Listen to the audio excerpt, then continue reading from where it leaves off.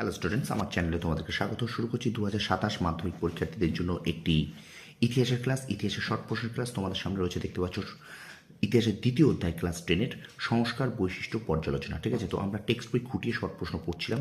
তো তোমরা প্রথম থেকে শেষ পর্যন্ত প্রশ্নগুলোকে দেখবে, ঠিক আছে? কারণ এখানে কিন্তু আমি টেক্সট বই রিডিং পড়ার পাশাপাশি আমি কিন্তু তোমাদেরকে দাগিয়ে দেবো, হাইলাইট করে দেবো, এবং সেগুলোকে তোমরা স্ক্রিনশট মেরে খাতায় তুলে রাখবে। ঠিক আছে, মনে রাখবে শর্ট প্রশ্নের কিন্তু কোনো সাজেশন হয় না। বছরের শুরু থেকে তুমি যদি শর্ট প্রশ্নটা গুছিয়ে পড়তে পারো তাহলে কিন্তু শর্ট প্রশ্নের কোনো অসুবিধা হবে না। আর বারবার বলছি, শর্ট প্রশ্নটাকে একটুখানি তোমরা রিভিশন দেবে প্রত্যেক দিন, প্রত্যেকটা সাবজেক্টে একটু একটু করে অন্তত তোমরা একটু রিভিশন দেবে, যাতে তোমরা শর্ট প্রশ্ন ভুলে না যাও। ঠিক আছে, তো চলো, 36-36 পেতে হবে ফাইনাল পরীক্ষা, এই মানসিকতা নিয়ে আমাদের পড়তে হবে। ওকে, তো চলো শুরু করে দিই। ক্লাস 10 2027 মাধ্যমিক পরীক্ষার্থীদের জন্য ইতিহাসের দ্বিতীয় অধ্যায় সংস্কার বৈশিষ্ট্য পর্যালোচনা। এই অধ্যায়টা থেকে আমরা পড়ব টেক্সট খুঁটিয়ে শর্ট প্রশ্ন। আজকে আমরা পড়বো 4 নম্বর পড়ব এই অধ্যায়ে। ঠিক আছে, তো এই অধ্যায়ের 4 নম্বর পর্ব আমাদের এখান থেকে শুরু হবে, 4th চ্যাপ্টার। তো প্রথম থেকে শেষ পর্যন্ত কিন্তু ভিডিওটা দেখতে হবে। ওকে, দেখো, বলছে 19 শতকের বাংলা শিক্ষা সংস্কার বৈশিষ্ট্য পর্যালোচনা। দেখো, ইংরেজ শাসন প্রতিষ্ঠার প্রথম দিকে ভারতে ইংরেজ সরকার পাশ্চাত্য শিক্ষা বিস্তারে কোনো রকম আগ্রহ প্রকাশ করেনি। তারা ভারতীয়দের আধুনিক শিক্ষায় শিক্ষিত করতে কোনো অর্থ ব্যয় করতে চায়নি। এমনকি তাদের ভয় ছিল ভারতীয়দের ধর্মভিত্তিক শিক্ষায় হস্তক্ষেপ করলে তারা সরকার বিরোধী হয়ে উঠবে।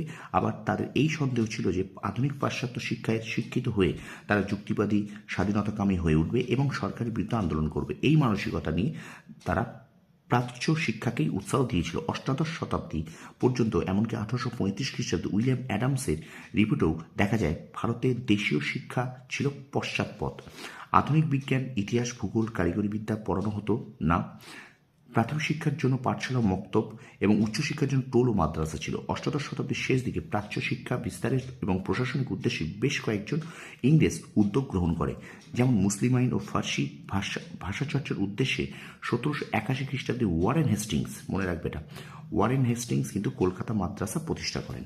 তো এখান থেকে একটা প্রশ্ন আসবে যে কলকাতা মাদ্রাসা কে প্রতিষ্ঠা করেন? না, কলকাতা মাদ্রাসা প্রতিষ্ঠা করেন ওয়ারেন হেস্টিংস। এবং কত সালে প্রতিষ্ঠিত হয়?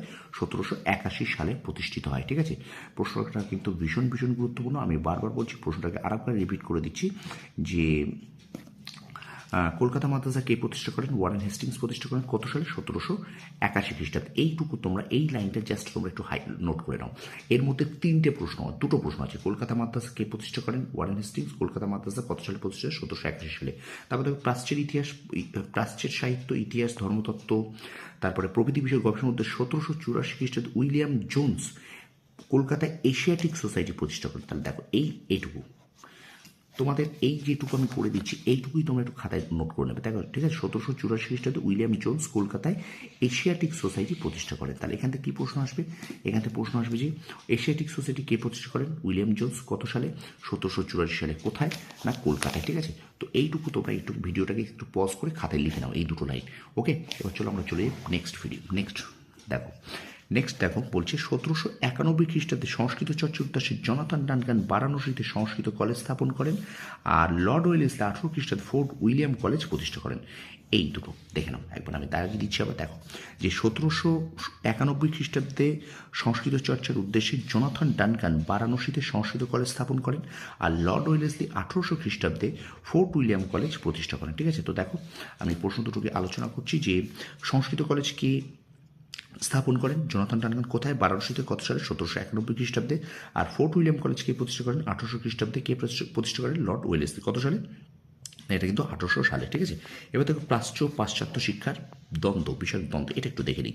এদেশে কোম্পানির শাসনের প্রথম দিকে মোটামুটিভাবে প্রাচ্য শিক্ষার ওপরেই জোর দেওয়া হয়েছিল, কিন্তু 1813 খ্রিস্টাব্দে সনদ আইনে ভারতীয়দের শিক্ষা খাতে 1 লক্ষ টাকা বরাদ্দ হলে, একটু বলে রাখবে এটা মনে রাখো। ঠিক আছে, তো দেখো যে 1813 খ্রিস্টাব্দে সনদ আইনে ভারতীয়দের শিক্ষাখাতে 1 লক্ষ টাকা বরাদ্দ করা হলো। তাহলে এখানে প্রশ্ন আসবে যে ভারতীয়দের শিক্ষাখাতে 1 লক্ষ টাকা কোন আইনে বরাদ্দ করা হয়? না, 1813 খ্রিস্টাব্দের সনদ আইনে। এটা কিন্তু মনে রাখবে। ঠিক আছে, যে ভারতীয়দের শিক্ষাখাতে 1 লক্ষ টাকা বরাদ্দ করা হয় কোন আইনে?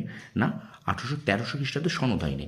এদেশে শিক্ষা প্রসারের জন্য নির্দিষ্ট কর্মসূচি গ্রহণের ভাবা হয়, কারণ কিছু সংখ্যক খ্রিস্টান ধর্মপ্রচারক ও ভারতীয় বুদ্ধিজীবী দীর্ঘদিন ধরে এদেশে পাশ্চাত্য প্রথায় শিক্ষাদানের জন্য ব্রিটিশ কোম্পানির ওপর চাপ সৃষ্টি করে আসছিলেন। খ্রিস্টান যাজকরা যেমন ভেবেছিলেন আধুনিক শিক্ষায় শিক্ষিত হয়ে হিন্দুরা হয়তো নিজেদের ধর্মের অসারতা উপলব্ধি করে খ্রিস্ট ধর্মে দীক্ষিত হবে, তেমনি কিছু ভারতীয় ভেবেছিল যে পাশ্চাত্য শিক্ষা লাভ করলে হয়তো গোঁড়া হিন্দুরা কুসংস্কার ও পুরাতন প্রথাগুলিকে পুরাতন প্রথাগুলিকে ত্যাগ করতে ও পূর্ণ মনুষ্যত্ব লাভ করতে সক্ষম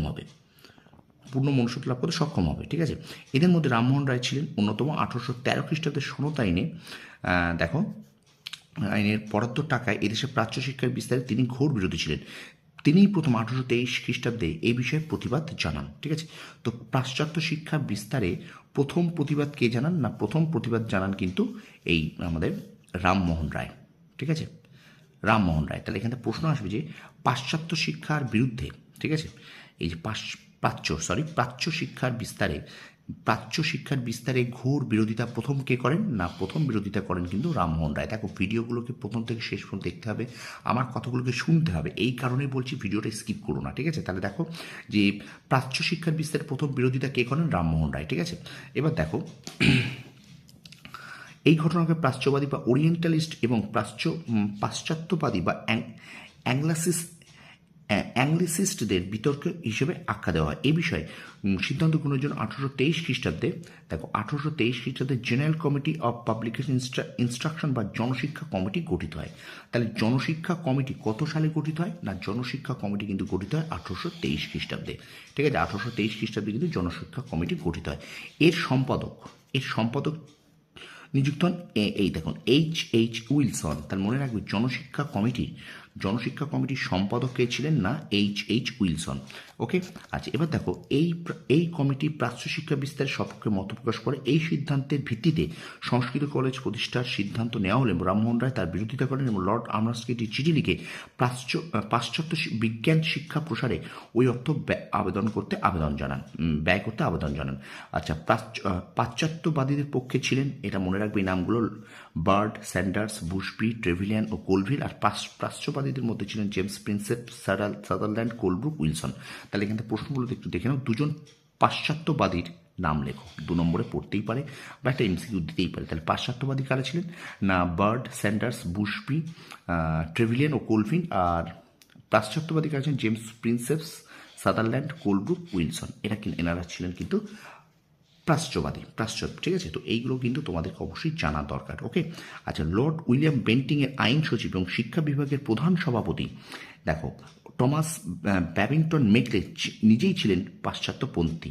তাই টমাস উইলিয়াম বেন্টিংয়ের শিক্ষা সচিব এবং শিক্ষা বিভাগের প্রধান সভাপতি কে ছিলেন না, এই যে উইলিয়াম বেন্টিং, ঠিক আছে। উইলিয়াম বেন্টিং ছিলেন কিন্তু শিক্ষা বিভাগের প্রধান সভাপতি। আচ্ছা পাশ্চাত্য শিক্ষার পক্ষে জোরালো সওয়াল করার পর তিনি যে প্রতিবেদন পেশ করেন তাকেই বলা হয় মেকলে মিনিট। এটা 1835 মনে রাখবে, সালটা ভীষণ গুরুত্বপূর্ণ যে মেকলে মিনিট কত সালে পেশ করা হয় না, 1835 খ্রিস্টাব্দের 2 ফেব্রুয়ারি, তারিখটা মনে রেখো, ঠিক আছে। তো আরেকবার বলে দিই যে মেকলে মিনিট কত সালে প্রকাশ করে না, 1835 সালের 2 ফেব্রুয়ারি, ঠিক আছে। তো এর মধ্যে আর তেমন কিছু এখানে নেই, ঠিক আছে, সুতরাং আমি আর পড়ছি না। তো এই পর্যন্ত আমি ক্লাসটাকে শেষ করে দিলাম, 4th পর্ব, 4 নম্বর পর্ব শেষ হয়ে গেল। তো দেখো এখানটা তোমরা তেমন কিছু নেই, যদি কিছু থাকতো আমি অবশ্যই তোমাদের কিন্তু তো এখানে একটা জিনিস আছে দেখো, ভারতের গভর্নর জেনারেল উইলিয়াম বেন্টিং এদেশে ইংরেজি শিক্ষার প্রসারক সরকারি শিক্ষানীতি হিসেবে ঘোষণা করেন। এটা একটু মনে রাখবে যে ভারতের গভর্নর জেনারেল উইলিয়াম বেন্টিং এদেশে ইংরেজি শিক্ষার প্রসারকে সরকারি শিক্ষানীতি হিসেবে ঘোষণা করেন।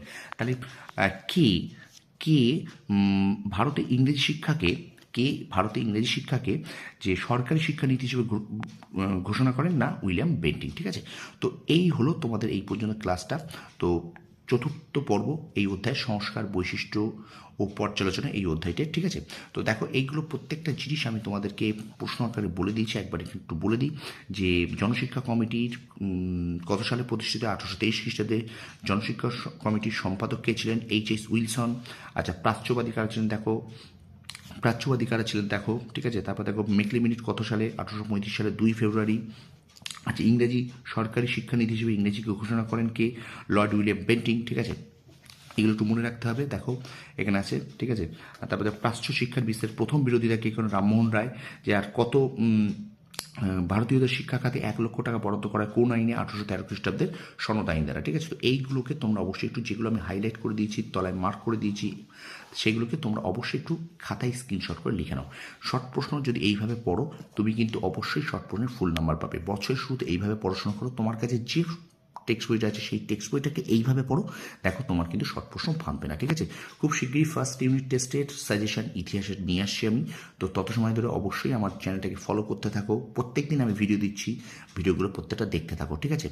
আর ভিডিওটা ভালো লাগলে লাইক কমেন্ট শেয়ার করতে ভুলো না, বন্ধুদের মাঝে বেশি করে শেয়ার করে দাও, তোমার প্রত্যেকটা বন্ধুর কাছে একটু ভালো করে পৌঁছে দাও, বেশি করে শেয়ার করো, ঠিক আছে। আর আমার চ্যানেল নতুন হলে অবশ্যই চ্যানেল সাবস্ক্রাইব করো, পাশে থাকা বেল আইকন প্রেস করে রাখো। তোমরা সফল হও, তোমাদের সাফল্য কামনা করি। ধন্যবাদ।